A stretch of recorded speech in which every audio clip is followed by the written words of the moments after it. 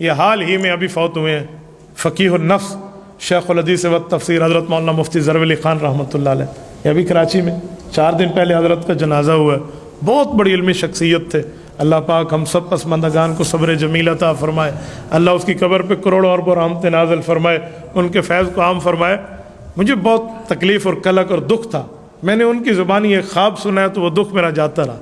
انہوں نے اپنا خواب خود سنایا چند دنوں پہلے اپنے شاگردوں کو کہ میں نے خواب دیکھا ہے کہ میں فوت ہو گیا اور مجھے قبر میں اتارا جا رہا ہے. آج جب میں قبر میں پہنچ جاتا ہوں قبر بند کر دی جاتی ہے. تو میرے پاس ایک شخص آتا ہے بہت خوبصورت سا, وہ آ کر میرے دائیں طرف ٹھہر جاتا ہے. اور ایک اس سے بھی بڑھ کے خوبصورت شخص آتا ہے, وہ میرے پاؤں کی ایک سائڈ پہ بائیں طرف ٹھہر جاتا ہے. بائیں سائڈ پہ ایک دائیں سائڈ پہ. دائیں سائڈ والا تھوڑا میرے قریب ہوتا ہے, بائیں سائڈ والا تھوڑا دور ہوتا ہے. اتنے میں اللہ کے فرشتے آتے ہیں مجھ سے سوال کرنے کے لیے. تو ان کے ہاتھ میں کاغذ اور قلم ہوتے ہیں. یہ دونوں کہتے ہیں ادھر دکھاؤ. تو وہ فرشتے سوالات والے بڑے ادب اور احترام سے ان کے حوالے کر دیتے ہیں کاغذ. یہ اپنی طرف سے جواب لکھتے ہیں, کہتے جاؤ لے جاؤ. وہ لے کر چلے جاتے. تو میں بہت حیران ہوتا ہوں کہ آپ دونوں کون ہو؟ آپ نے تو سوال جواب خود ہی حل کر کے فرشتوں کو دے دیا. تو دائیں طرف والا کہتا ہے کہ میں آپ کی صبح کی نماز ہوں.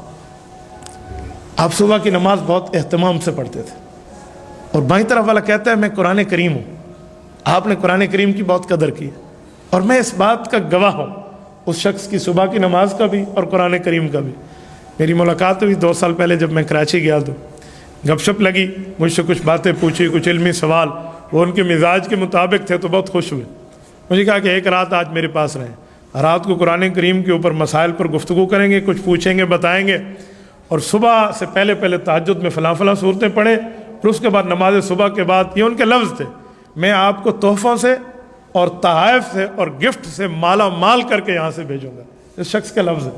لیکن مجھے جلدی تھی تو میں نے حضرت سے عرض کیا, میں نے کہا شیخ میں نے جانا ہے, آج شام کی فلائٹ ہے, آپ فرمائیں تو میں کینسل کر دوں. اگلے دن کل جی نہیں, آپ کے معاملات ہوں گے پھر کبھی انشاءاللہ. یعنی اندازہ لگائیں اس سے کہ جو قرآن کریم کو پڑھتا ہے اور نمازوں کی اور خصوصاً صبح کی نماز کی پابندی کرتا ہے, اس کے لیے قبر کے سوالات یوں آسان ہو رہے ہیں. اور یہ حدیث پاک ہے کہ نماز دائیں طرف آئے گی اور قرآن اس طرف آئے گا. جیسے اس شخص نے دیکھا ویسے حدیث پاک میں موجود ہے. تو یہ بہت بڑی چیز ہے کہ بندے کو قرآن کریم پر عبور بھی اور اس پر عمل بھی ہو. تبارك الذي نزل الفرقان على عبده ليكون للعالمين نذيرا.